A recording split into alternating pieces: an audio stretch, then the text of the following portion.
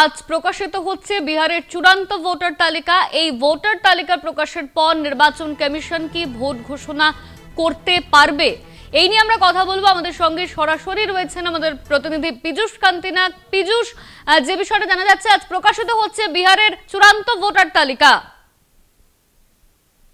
দেখো, সুপ্রিম কোর্টের নির্দেশে 3 তারিখ ছিল তার সময়সীমা এবং এই 3রা অক্টোবর অর্থাৎ আজই ভোটার তালিকা প্রকাশিত হতে চলেছে বিহারে।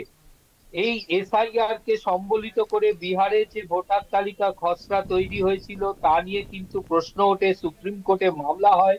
সুপ্রিম কোর্ট শুধুমাত্র আধার কার্ডকে 12তম নথি হিসাবেই নয়, লিগাল এড সার্ভিসের সদস্যদেরকেও কিন্তু এই ভোটার তালিকা সংশোধনের কাজে সুপ্রিম কোর্ট নিযুক্ত করেছিল। অর্থাৎ সুপ্রিম কোর্টের নজরদারিতে যে এই ভোটার তালিকা হয়েছে তা কিন্তু বলার অপেক্ষা রাখে না। এবং সেখানে নির্বাচন কমিশনের পক্ষ থেকে আধার কার্ডকে মান্যতা দেওয়ার কথা স্বীকার করা হলেও পরবর্তীকালে মডিফিকেশন পিটিশন করার পরেও সুপ্রিম কোর্ট তা খারিজ করে দেয়। তখন সুপ্রিম কোর্টের বিচারপতি সূর্যকান্ত ও বিচারপতি জয়মাল্য বাগচির বেঞ্চ পরিষ্কার মৌখিকভাবে জানিয়েছিলেন যে ভোটার তালিকায়, চূড়ান্ত ভোটার তালিকায় যদি কোনো গাফিলতি বা কোনো ভুল দেখা যায় তাহলে তারা কিন্তু ওই তালিকা বাতিল করতে বাধ্য থাকবেন। অর্থাৎ এই চূড়ান্ত তালিকা যে আগামী দিনে যদি অভিযোগ ওঠে এবং তা সত্য প্রমাণিত হয় তাহলে কিন্তু সুপ্রিম কোর্টের হাতে ক্ষমতা রয়েছে এই ভোটার তালিকা বাতিল করার। পাশাপাশি প্রশ্ন উঠছে, এই চূড়ান্ত ভোটার তালিকার পর কি নির্বাচন কমিশন ভোট ঘোষণা করতে পারে বিহারে?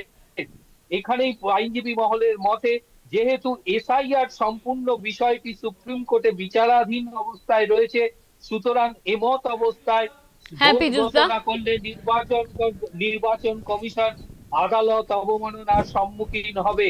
তাই নির্বাচন কমিশনের এই ভোটার তালিকা আগামী দিনে সঠিক না বেঠিক তা নির্ধারিত করবে সুপ্রিম কোর্ট আগামী 7ই অক্টোবরের শুনানিতে।